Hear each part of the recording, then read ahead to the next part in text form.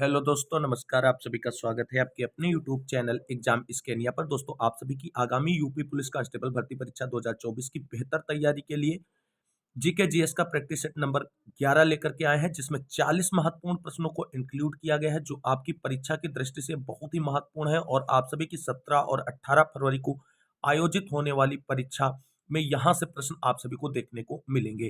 तो ऐसी ही practice series जारी रखने के लिए चैनल को सब्सक्राइब करें, वीडियो को लाइक करें और दोस्तों में शेयर करें। तो आइए साथियों, शुरू करते हैं जीके जीएस का प्रैक्टिस सेट नंबर 11 और देख लेते हैं इसमें शामिल महत्वपूर्ण प्रश्नों को। पहला प्रश्न है दोस्तों आज के वीडियो का, वर्नाक्युलर प्रेस एक्ट कब पारित हुआ? दोस्तों, इस प्रश्न का राइट आंसर होगा ऑप्शन नंबर ए। 1876 ईस्वी में वर्नाक्युलर प्रेस एक्ट पारित किया गया था और इसे वायसराय लिटन ने पारित किया था। यहां से वायसराय का भी नाम पूछ लिया जाता है, तो ये चीजें आपको यहां पर ध्यान रखना है।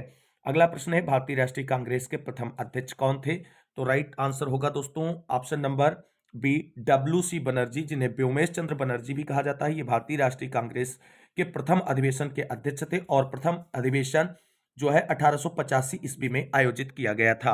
अगला प्रश्न है, भूदान आंदोलन किसने प्रारंभ किया था? दोस्तों, इस क्वेश्चन पे मोस्ट इंपॉर्टेंट टिक कीजिएगा कि यहां से प्रश्न जरूर बनेगा आपके पेपर में। एक राइट आंसर दोस्तों इस प्रश्न का होगा ऑप्शन नंबर बी, आचार्य विनोबा भावे को भूदान आंदोलन का प्रणेता माना जाता है। अगला प्रश्न है दोस्तों, निम्न में से कौन काकोरी कांड से संबंधित नहीं है? तो राइट आंसर क्या होगा दोस्तों इस प्रश्न का? तो चार ऑप्शन दिए हुए हैं। राइट आंसर है ऑप्शन नंबर ए, भगत सिंह काकोरी कांड से संबंधित नहीं थे। काकोरी कांड 9 अगस्त 1925 को काकोरी स्थान पर हुआ था और इसका नाम अब बदलकर उत्तर प्रदेश सरकार ने क्या कर दिया है, उसका आंसर आपको कमेंट करना है। अगला प्रश्न है दोस्तों, सुबंध, घटकर पर, छपड़ांक, वीरसेन, इन सभी में क्या समानता थी? तो दोस्तों चार ऑप्शन दिए हुए हैं और राइट आंसर आप सभी को कमेंट करना है। राइट आंसर होगा ऑप्शन नंबर सी, ये सभी चंद्रगुप्त विक्रमादित्य के दरबार में रहते थे। अगला प्रश्न है दोस्तों, वर्ष 1908 में खुदीराम बोस और प्रफुल्ल चाकी ने मुजफ्फरपुर में किस ब्रिटिश जज पर बम फेंका एवं उसे मारने का प्रयास किया, जो पहले कलकत्ता के मुख्य प्रेसिडेंसी मजिस्ट्रेट थे? राइट आंसर इस प्रश्न का होगा option number B, king's fort के ऊपर जो है बम फेंका गया था। अगला प्रश्न है दोस्तों, निम्नलिखित में से कौन अवध के कृषक आंदोलन का नेता था? ये बहुत इंपॉर्टेंट क्वेश्चन है, इसे भी मोस्ट मार्क कीजिएगा। राइट आंसर बनेगा ऑप्शन नंबर ए, बाबा रामचंद्र। और आप सभी को बता दें, अवध कृषक आंदोलन की शुरुआत 1920 ईस्वी में बाबा रामचंद्र के नेतृत्व में की गई थी और ये सन भी आप सभी को ध्यान रखना है। और 17 अक्टूबर 1920 को अवध कृषक सभा का गठन किया गया था। यहां से प्रश्न परीक्षाओं में पूछे जाते हैं। अगला प्रश्न है दोस्तों, निम्नलिखित में से कौन सा गांधीवादी दर्शन का हिस्सा नहीं है? तो राइट आंसर क्या होगा? राइट आंसर होगा ऑप्शन नंबर सी, व्यवसाय। व्यवसाय जो है गांधीवादी दर्शन का हिस्सा नहीं है। गांधीवादी दर्शन है क्या दोस्तों? तो महात्मा गांधी के विचारों को ही गांधीवादी दर्शन कहा गया है, जिसके अंतर्गत अहिंसा, ब्रह्मचर्य तथा सत्याग्रह को प्रमुख स्थान दिया गया है। व्यवसाय को कोई भी स्थान नहीं दिया गया है। अगला प्रश्न है, हिंदी नाटक अंधेर नगरी के रचयिता कौन है? राइट आंसर होगा आपका option number B, Bharatendu Harishchandra. अगला प्रश्न देखते हैं दोस्तों, श्रीरंगपट्टनम की लड़ाई में अंग्रेजों ने किसे पराजित किया? राइट आंसर होगा ऑप्शन नंबर सी, टीपू सुल्तान को। अगला प्रश्न है दोस्तों, निम्नांकित महासागरीय धाराओं में किसका पड़ोसी तट पर गर्म प्रभाव पड़ता है? तो राइट आंसर क्या बनेगा आपका? Option number C, Brazil. अगला प्रश्न है दोस्तों, ड्राकेंस वर्ग पर्वत निम्न में से कहां स्थित है? तो राइट आंसर क्या होगा इस प्रश्न का? आप सभी लोग फटाफट कमेंट करें। तो राइट आंसर क्या बनेगा इस प्रश्न का? ऑप्शन नंबर सी बनेगा, दक्षिण अफ्रीका में स्थित है। अगला प्रश्न है, निम्नलिखित ग्रहों में वह कौन सा है जिसका कोई उपग्रह नहीं है? तो राइट आंसर क्या बनेगा इस प्रश्न का दोस्तों? राइट आंसर बनेगा ऑप्शन नंबर डी, बुध। और एक दूसरा ग्रह कौन सा है जिसका कोई भी उपग्रह नहीं होता है? आप सभी लोग उसका कमेंट करके आंसर जरूर बताएं। अगला प्रश्न है दोस्तों, सिलवासा राजधानी है, किसकी राजधानी है? ये चीज आपको बतानी है।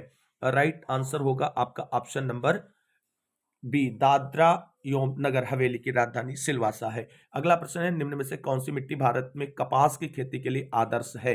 तो राइट आंसर होगा आपका ऑप्शन नंबर सी, काली मिट्टी, रेगुर मिट्टी, स्वतः जुताई वाली मिट्टी, अन्य नामों से इसे जाना जाता है। और आपको बता दें, इसका निर्माण ज्वालामुखी के लावा के अपक्षयण एवं अपरदन से होता है। अगला प्रश्न देखते हैं दोस्तों, अगला प्रश्न है दोस्तों, ट्रिप्स किसके साथ जुड़ा हुआ है? तो राइट आंसर होगा ऑप्शन नंबर बी, बौद्धिक संपत्ति के अधिकार से जुड़ा हुआ है ट्रिप्स। अगला प्रश्न है दोस्तों, कौन सी संस्थाएं वस्तुओं और सेवाओं के उत्पादन और वितरण का केंद्र हैं? राइट आंसर होगा आपका ऑप्शन नंबर बी, आर्थिक संस्थाएं।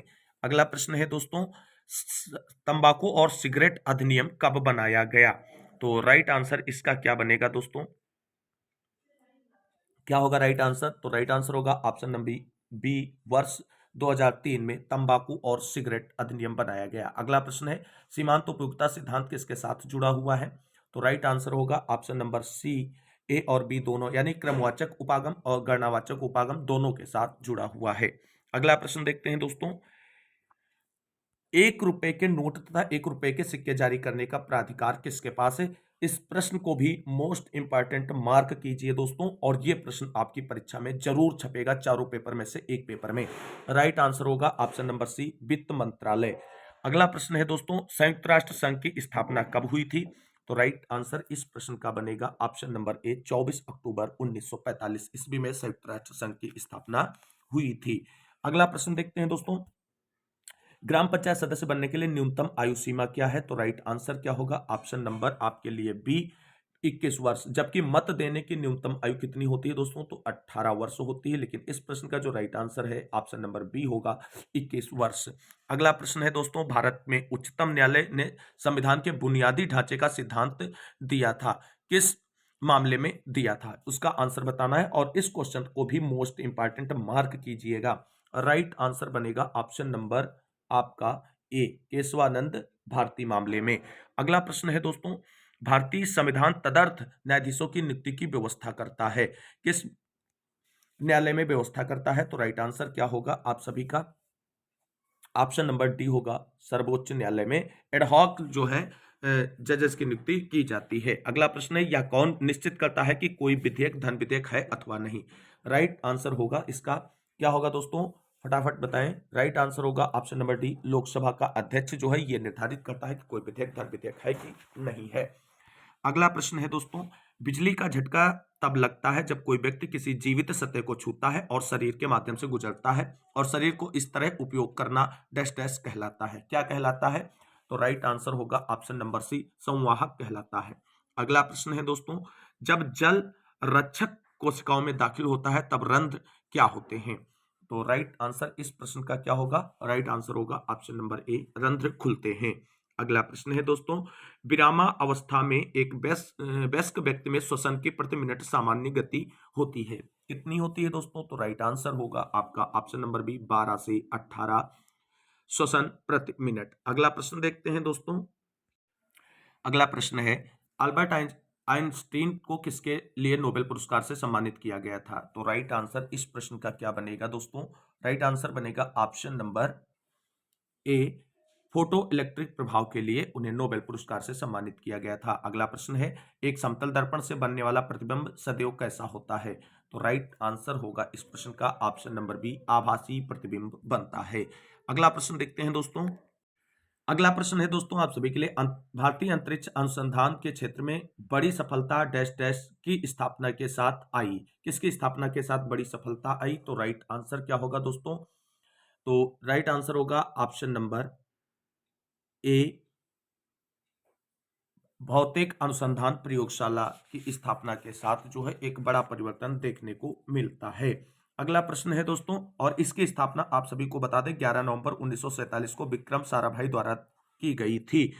अगला प्रश्न है दोस्तों, प्रतिष्ठित ग्रैमी पुरस्कार विजेता पंडित शिव मोहन भट्ट एक प्रसिद्ध है, क्या है? इसको बताना है। तो राइट आंसर क्या होगा आप सभी लोगों के लिए? राइट आंसर बनेगा ऑप्शन नंबर ए, स्लाइड गिटार वादक हैं। अगला प्रश्न है, युगांडा की राजधानी का नाम क्या है? तो दोस्तों इस प्रश्न का राइट आंसर बनेगा ऑप्शन नंबर बी, कंपाला। अगला प्रश्न देखते हैं दोस्तों, किस वर्ष में भारतीय पुरुष हॉकी टीम ने अपना पहला ओलंपिक स्वर्ण पदक जीता था? राइट आंसर क्या होगा? राइट आंसर होगा ऑप्शन नंबर ए, 1928 ईस्वी में। अगला प्रश्न है, भारतीय खेल में HIL का पूर्ण रूप क्या है? तो राइट आंसर इसका क्या होगा?